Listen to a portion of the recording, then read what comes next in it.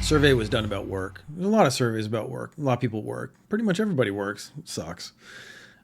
Only the most interesting part of the current work situation is the change in attitude, specifically in Japan. Japan is known as a very hardworking work culture. They work the long hours. You have to stay later than your boss. There's a lot of rules and stuff that go with working in Japan. This is changing. And I've said that there's going to be really big changes in Japan over the next 2 generations, because the generation that's coming up now, that's going to be replacing the bosses and replacing the politicians and stuff, they have a wildly different attitude. And the generation that follows them, that sees that there can be change, I think is going to make massive changes. Currently, only 20% of workers say they want to become managers. So 20% of people in a company who just work like office staff, different positions, most of them, 80%, don't want to become managers. They don't want that responsibility. They don't want to move up in the company. They want to do this because they think it's more important to maintain a good home work-life balance, as in prioritizing the home part. The quality of their personal life is now just more important than their actual work life. They are working to live and not living to work, which is the exact opposite of the post-war Japanese attitude towards work. It was about work, work, work, and this is, we're going to rebuild Japan. They rebuilt Japan. They had the bubble. They had the 80s when Japan was super rich and everyone was throwing money around, and they thought, oh, this is going to last forever. It didn't. Then they went into a recession. The recession's been like 30, 40 years now. And they're slowly clawing their way out, but they're also not, because Japan's not stayed competitive, declining birth rate. All these other issues come into play later. But right now, what younger people and people who are not in managerial positions are prioritizing is themselves, which is a very interesting shift in Japan. They did find that management style drastically impacted whether or not people wanted to become managers. So of course, everyone prefers if your manager is trying to create a positive team building atmosphere. They're trying to make it a good place to work. They're trying to make you happy. They're trying to make work a good place to be, which is exactly what these people are saying. Like, I'm working. It's not the most important thing in my life, but I'll do it because I have to. But if I can work at a place that's nice, I'll be extra happy. That's even better. We did the story, it was last week, about the company that let you take mornings off if you were hungover and let you drink at work. And basically we pay minimum wage, we pay shit. And we have almost zero turnover because people love working here. So money has become less the priority and more, I want a happy life, has become a much bigger priority for the average Japanese person. That story from last week about the company that pays really low wages and lets you drink at work is a unique entity in the world. But most people don't want to become managers. They don't have that sort of ambition anymore. That shows a whole mental shift of most of the people who live in Japan. If you have a good boss, though, so the 20% who did say they want to become managers, a lot of them said the reason they wanted to become a manager is because they had a good boss and that boss treated them well, and they would like to then move up into that position and maybe do that for someone else.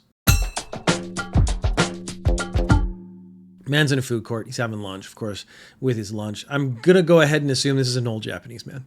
Just from the next sentence, he was smoking. So Japan, like most countries, are making most areas smoke-free. If you're in a big city, if you're in a company or something, there's basically no smoking areas left. When I came to Japan, smoking was still pretty common on the streets. It's now, a lot of streets are actually making it you can be fined for smoking on the streets. A lot of buildings had a smoking room or a smoking area that was enclosed. And man, those were disgusting. They're getting used less and less. So smoking is becoming less common, which again, this is why I think this might be an older dude. Of course, because he's in a mall, public place, no smoking. Staff walk up to him and say, hey, please don't smoke. Could you put out your cigarette? That kind of thing. He decides the most appropriate response to that request, a very reasonable request, is, and this is where I do a quiz if I had done any sort of prep, which I have not done. February has been a shambles for me. I'm just going to put that out there right now. Maybe I should put a personal report at the end of the episode. So if you actually want to know about my life and complaints and whatnot, you could listen to after the end song, but I'm trying to keep it out of the show. It's just weird because it rolls around in my head as I'm talking. It's actually easier to get it out than to just like pretend it's not there. But pretending it's not there is how men deal with problems. So let's just keep doing that. Staff asks him to stop. So he pulls out a gun and points it at the staff. Now, there is a question. Guns are pretty hard to come by in Japan. That is true. This gentleman had a gun-shaped lighter. So he thought, I have a thing that looks like a gun in my pocket. He pulls out a gun and points it at the staff and tells him to leave him alone. The staff then sort of does leave him alone. They certainly do leave. They, of course, immediately go and call the police. Having a gun pointed at you in Japan is going to be particularly weird because you've probably never seen a gun before. Like I've seen in Japan guns on the holsters of police officers on occasion. Like most cops don't actually carry guns. Some of them do. So it's an unusual thing to see. This, of course, then led to the police showing up and he was arrested immediately. He did do the smart thing and remain silent. So if we're going to give our criminal advice section, he followed the advice that had been given in previous episodes. He did not talk to the police. He just stayed silent. And it turns out he was drunk. There have been a spate of heists, crimes involving food. I know there was an egg heist in America. I actually want to look into that. There's the really famous maple syrup heist in Canada. Like a tanker truck of maple syrup was taken away and disappeared, probably just taken into Vermont and then sold as Vermont maple syrup, that kind of stuff. There was a egg heist recently, and I wanted to look into that story, but have been very busy. In Japan, this is not a heist per se, but it kind of fell into the same thing. Like food now is becoming a valuable commodity, and people are stealing or committing crimes based around food more often. 3 people were arrested because they had 240 million yen's worth of Wagyu beef bound for Cambodia that they rerouted to Hong Kong. So that is 30 tons of frozen beef that was supposed to go to Cambodia is what they wrote on all the forms. But when it got out to sea, they took a left turn. Let's see if I go down. Yeah, left turn. Maybe I have to do like a 180. I immediately actually started looking at a map in my brain to see which way you would actually have to turn if you were heading towards Cambodia and then turn to go to Hong Kong. 30 tons of frozen beef sent that they put on the forms was going to go to Cambodia. They rerouted it to Hong Kong. Why did they do this? Because the inspections for beef going to Cambodia are lower and more lenient than those going to Hong Kong. So they could save money on inspections and send the meat to Hong Kong. So this was essentially going to be not only Wagyu beef, it was going to be illegal Wagyu beef, which I would actually guess is particularly delicious. And that got me into the sort of the scam frame of mind. So I found this one very interesting. We've actually mentioned this before in a previous episode, the arrest warrant scam. There are a lot of scams targeting older people in Japan, using technology and stuff that they don't understand, they're not comfortable with, and this causes them a lot of trouble because it's harder to see a scam if it comes from a source and you don't know it well enough to know it's a scam. I mean, that's what they do. They prey on people who don't know stuff. So this is one that has come to the forefront in the last little while. It used to be, they have the Japanese famous for it was ore sagi? Sagi ore? Ore sagi? Oh, I forget what it is. Ore is me and sagi is like, I'm in trouble, help me kind of thing. But the idea is they would call up random numbers and go, oh my God, I'm in trouble, I need help.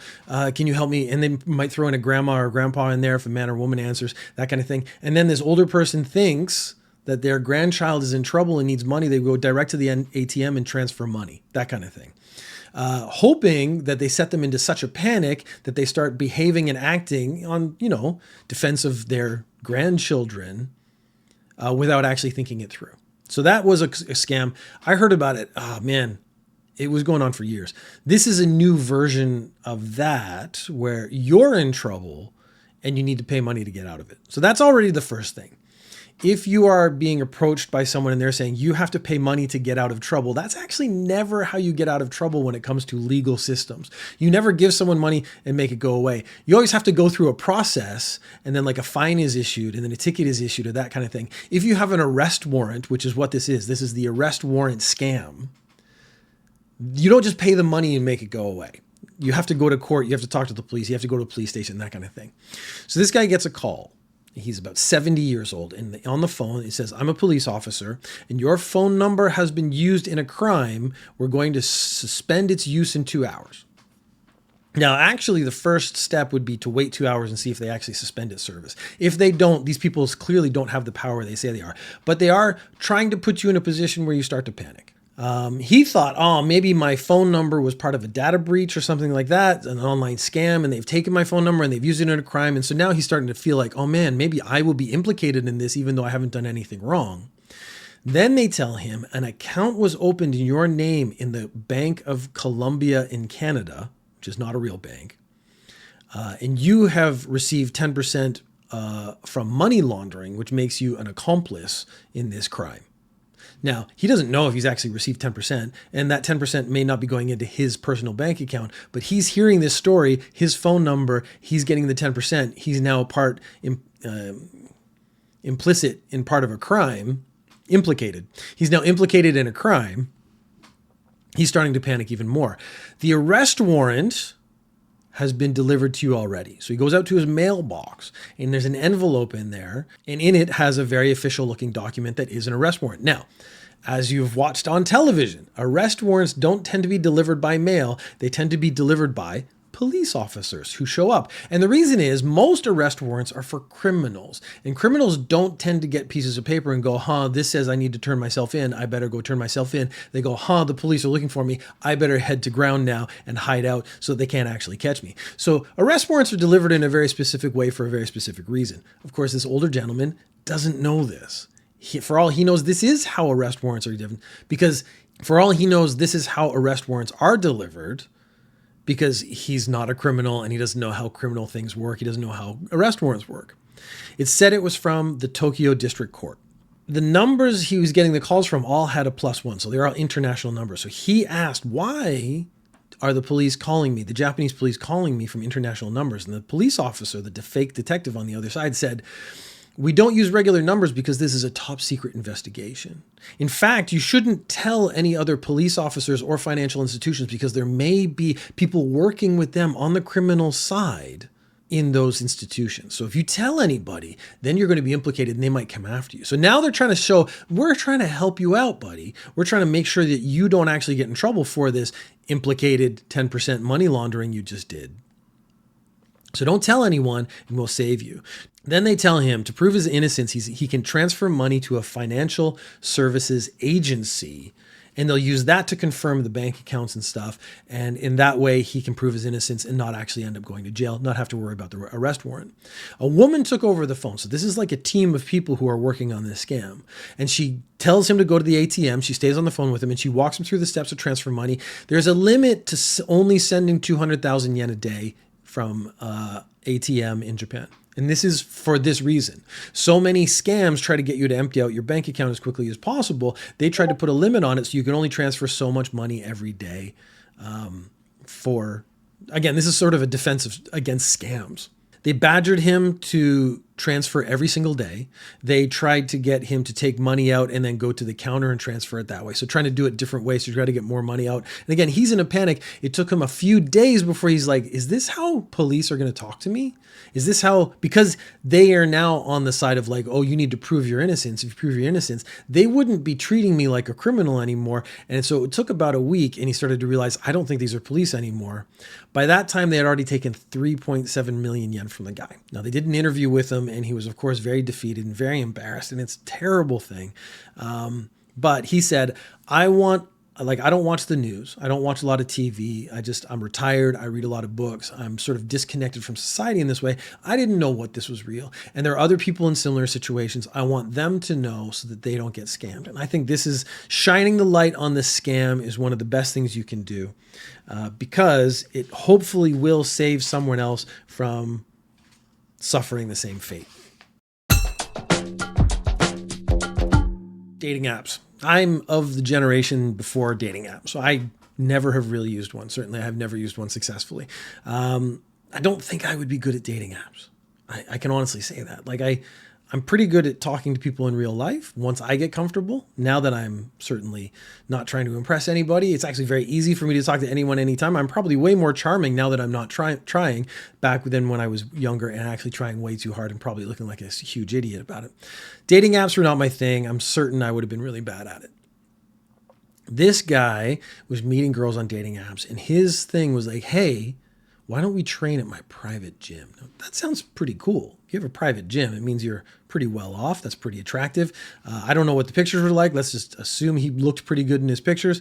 Girls were saying like, okay, yeah, let's go train at your private gym. Now, I'm going to go into dad mode for a minute and go, first date, the word private should not be involved in there. It should only be a very public thing. And as soon as he says, let's go to my private gym, I was like, that's suspicious. That's already very, very suspicious to me. I'm not happy about that. I don't want anyone to go to a private place on their first date because you don't know this guy. And that's all it really comes down to. Do a couple public dates, go get some ice cream. I know it's the opposite of training, but it is certainly fun. Go to a public gym. That's fine. Do not go to a man's claimed private gym. When they would meet, he would actually take them to a hotel. I assume they mean a love hotel. Now, second point, I do not want to victim blame. But if you look at a love hotel, you are going to immediately recognize that this does not contain a private gym. Do not go into that building with the man who's clearly now lying to you about the situation. Like, hey, let's go into my private gym that just happens to be in this love hotel. I'll get us a room. Rooms are usually done relatively randomly on a computer or something. Not that I would know. I don't know anything about a love hotel. But you now know something's up. You now know he's not being forthright. You now know he's not being honest. You should now bail as soon as you can. Just run away. Then he took them to the love hotel. He would say, you're my type, and basically try to force himself on them. One woman escaped. Sometimes victim blaming is okay. No. Because it's only not okay in this situation.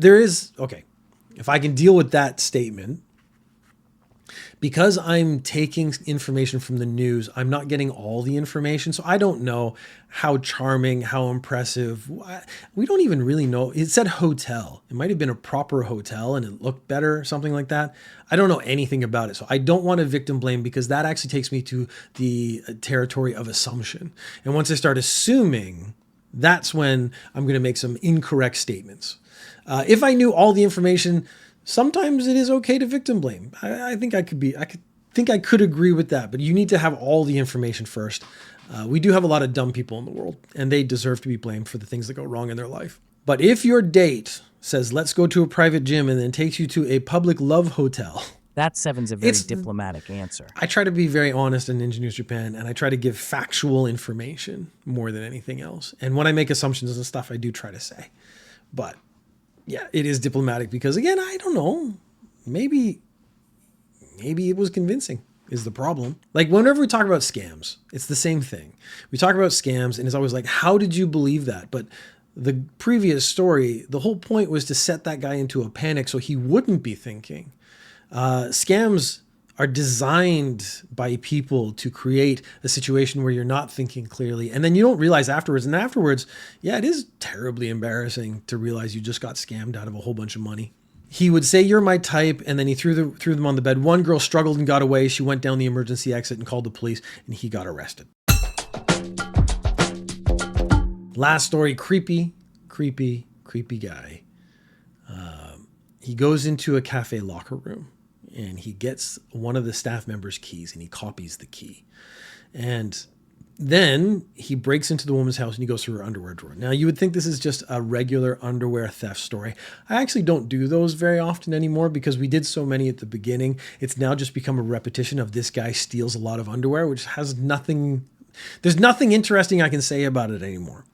This guy gets arrested. And when he's arrested, he goes, I didn't intend to steal the underwear. I just wanted to know what kind of underwear she was wearing, as if that was somehow less creepy than the actual stealing of the underwear. I think at any point, once you've gone into someone's house, the level of creepiness, what your intent is, suddenly does not assuage how awful everything you're actually doing is. I didn't intend to steal. I just wanted to know what kind of underwear she wore. He had entered her house or apartment 10 times. Now, was he going in and stealing underwear every time? No. What he said was the room was very clean and sunny and it was very comfortable. So he actually just liked to sit there. So he basically was breaking into this woman's house and just sitting there having like a peaceful afternoon. Apparently he would stay for like 2 hours and watch like music shows on TV and just relax in this woman's house, which I actually find almost creepier than stealing the underwear. I don't know why. It's like someone coming and just making themselves at home is so violating to the sanctity of your home, I guess. When the police arrested him, they found he had 10 copies of other keys. So they're actually wondering if maybe he's been just like moving around from house to house. Has he actually been sleeping in these houses, these different things? But they do know he's been getting keys, copying the keys, and spending a lot of time in other people's houses. Please be careful. Get 20 locks and put them on your doors, please.